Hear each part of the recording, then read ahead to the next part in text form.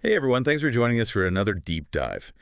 This time, you guys send in a bunch of stuff about whether churches should be taxed. Always a hot topic, right? So Oh, we're going to take a look at all those sources. We've got economic analysis, we've got philosophical arguments, even some international comparisons. Should be pretty interesting. yeah, it's fascinating. This isn't just about money. This really gets to the heart of Yeah. the relationship between religion and government, the role of faith in a society, even like individual rights and stuff. Okay, so to kick things off, can you just give us a quick overview of the current situation? Sure. So right now in the US, churches are generally tax exempt under Section 501(c) of the Internal Revenue That's Code. level 1C3, right? Yeah, so that means no federal income tax, often exemption from property taxes too, plus any donations you make to a church are tax deductible. So we're talking about a pretty significant chunk of change here. Oh, absolutely. It's estimated that American churches own something like 300 to 500 billion dollars in Yeah. untaxed property. Yeah, to put that into perspective, that's more than the GDP of a lot of countries. That's a huge number. I can see why this debate gets so heated. Yeah. So let's get into some of the arguments. What are some of the reasons that people give for keeping churches tax exempt? Well, one of the biggest ones is historical tradition. I mean, this practice goes all the way back to the founding of the US. A lot of people see it as a way to protect religious freedom Ah, and prevent the government from, meddling in religious matters. right, that whole separation of church and state thing. Exactly. But what does that actually mean, like practically speaking? Well, essentially, it means that the government shouldn't favor one religion over another or get involved in, religious doctrine. People who support the tax exemption argue that taxing churches could be seen as a form of government interference. They also point out that a lot of churches, especially smaller ones, operate on very tight budgets and really rely on those exemptions to provide essential services. That's true. It's not all mega churches with private jets. A lot of churches depend on donations and volunteers just to keep the lights on. So let's look at the other side then. What are some of the arguments in favor of taxing churches? Well, the main arguments you hear revolve around fairness and, That's true. that principle of separation of church and state. Some people argue that it's unfair to basically force taxpayers to subsidize religions, regardless of their own beliefs, Yeah, I can see that. especially because your tax dollars could be going to something you disagree with religiously. Yeah, it's like everyone's chipping in, even if they don't attend that specific church or even share its beliefs.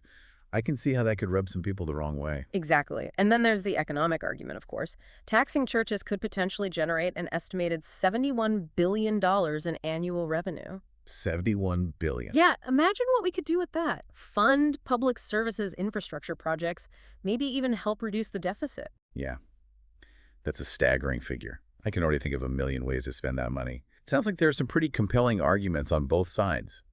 What else do we need to consider in this debate? Well, this isn't just an American issue. A lot of other countries have grappled with the same question and come up with some very different approaches. Looking at those international models can give us a broader perspective and, highlight some potential pros and cons. Okay, that's interesting.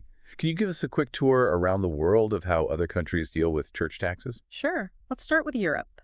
In a number of European countries, Oh. like Germany, Austria, Denmark, they have what's called a mandatory church tax. Basically, it's like a small percentage of your income tax, maybe 1 or 2%. That goes directly to the church you're registered with. Yeah. But here's the interesting part. You can actually opt out. Really? Yeah. Yeah. You can choose to officially leave the church. Hmm. And then you don't have to pay the tax anymore. Wow, that's pretty wild. I don't think that would fly here in the U.S. It's interesting, though, because it gives people a real choice. Are there other systems besides this mandatory tax? Oh, yeah, for sure. Some countries have more voluntary systems, like in Italy and Spain, for example. The government collects a small percentage of your income tax that's earmarked for religious organizations. But you get to decide which church or religious group gets your contribution. So you still pay something, but at least you have a say in where it goes. Are there any countries that just skip the whole church tax thing altogether? Absolutely. France is a good example. They have a very strict separation of church and state, so no church tax at all. Religious organizations are basically treated like any other nonprofit. They have to generate their own income. So it's a whole spectrum of approaches, from mandatory taxes to completely voluntary systems. Really makes you realize how many different ways there are to think about this. Thinking back in the U.S., though, we talked about the potential revenue from taxing churches. And I got to say, $71 billion is a tempting number. But what about the other side? Are there any potential downsides, economically speaking? Yeah, that's a really important question. And the answer is definitely yes. There are potential downsides. I mean, 71 billion is huge. But we also have to think about the impact on individual churches, especially those smaller congregations that are already struggling to make ends meet. Right, we talked about that a little earlier. Exactly. Adding a tax burden on top of everything else could really put a strain on them. For sure. And if churches have less money, they might have to cut back on the services they provide. Things like food banks, homeless shelters, after-school programs. A lot of those are run by churches, especially in smaller communities. It's true. Churches often fill in the gaps where government services are limited. Right. And it's not just the social services. Churches are major employers in a lot of towns, so taxing them could lead to staff cuts. They might even have to shut down completely. So it's not as simple as tax churches, get more money, problem solved. Yeah. There's a whole ripple effect we have to think about. Exactly. And there's another potential consequence that people don't always consider, a decrease in charitable giving overall. Oh, how so? Well, right now, when you donate to a church, you can deduct that donation from your taxes. Right. But if churches were taxed, those donations might not be deductible anymore. So people might be less inclined to give if they're not getting that tax break. It's definitely a possibility. And then, of course, there are the philosophical and political implications. This goes way beyond just dollars and cents. It gets into some really fundamental questions about the role of religion in society and its relationship to the government. Okay, now you've got me intrigued. Let's dive into some of those deeper issues. All right. So, for example, taxing churches could potentially shift the balance of power between religious institutions and the government. You mean like lead to more government oversight of churches? Potentially, yeah. If churches are paying taxes, the government might feel like they have the right to scrutinize their finances and their activities more closely. Some people worry that this could infringe on religious freedom and autonomy. It's a tricky balance, isn't it? Where do you draw the line between accountability and interference? Exactly. And it also raises questions about political involvement. Right now, churches are prohibited from engaging in political campaigning. Right. But some people argue that removing tax exemptions could actually free them up to participate more openly in politics. Wait, really? So taxing churches could make them more politically active? That's the argument. The idea is that if they're paying taxes like everyone else, they should have the same rights as other organizations to engage in political speech. That's a pretty big shift. And it makes you think about public perception, too. Tax exemptions for churches are often seen as this kind of preferential treatment, which can alienate people who aren't religious, but then taxing churches could be seen as hostile towards religion. It's a tough situation for sure.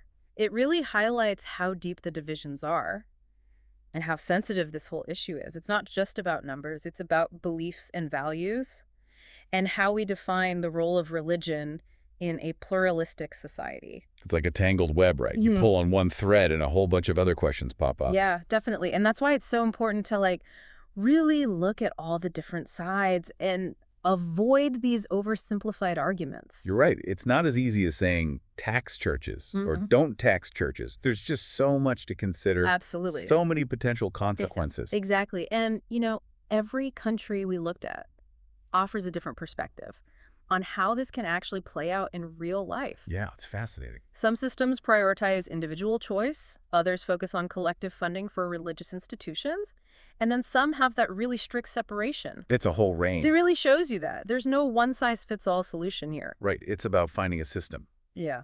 that reflects the values and priorities of that specific society. Ex- And even within one society, like here in the U.S., Oh, yeah. there are so many different opinions and beliefs. Absolutely. That's what makes this such a complex and interesting debate. It really is. We've covered a lot of ground today. We talked about the history of tax exemption, the potential economic impacts, both positive and negative, different international models, even some of those deeper philosophical and political questions. It's been a pretty thorough deep dive. Definitely has. Hopefully it's giving you, the listener, a lot to think about. Oh, I know. I'm walking away No, with a much deeper understanding. This is not a simple issue. not at all. Not black and white at all. It's important to have these conversations, to, hear different perspectives, weigh the consequences carefully before we even think about making any decisions. Well said. So for our listener who sent in all these sources, what would you say are some of the key takeaways from this whole deep dive? Well, first, I think it's really crucial to understand the historical context. Tax exemption for churches It's so deeply rooted in the founding principles of this country. Any changes would have huge implications. Yeah, it's not just about money. Right. It's about how we understand the relationship between religion and government in the 21st century. Exactly. Second, I think it's essential to consider all of the potential economic impacts. The whole picture, yeah. Yeah, like we talked about the potential revenue. But we also can't forget about the potential downsides. Especially for those smaller churches and the communities they serve. It's about finding that sweet spot between bringing in more tax revenue and not undermining these really important institutions. Exactly. And finally, I'd really encourage everyone to think about the philosophical implications here. The big picture stuff. Yeah, this goes beyond money and taxes. It's about religious freedom. It's about the power of the government and the role of faith in a diverse society. Big questions. Big questions. Really important to wrestle with those. Absolutely. And as you continue to explore this, I want to leave you with one final thought, something that we didn't explicitly talk about today. Ooh, a cliffhanger. I love it. We've talked about the impact on institutions, the impact on society as a whole, but what about the impact on individual believers? Yeah, that's a good question. How might taxing churches change the way people experience and practice their faith? Yeah. Would it lead to a more individualized approach to religion? Maybe. Would it foster more spiritual independence, or could it actually create a sense of alienation? Things to ponder. Definitely food for thought. Well, that wraps up our deep dive into this really complex issue. I hope you found it insightful. Me too. And a huge thanks to our listener for sending in such thought-provoking sources. Keep those brains buzzing, everybody. We'll catch you on the next deep dive.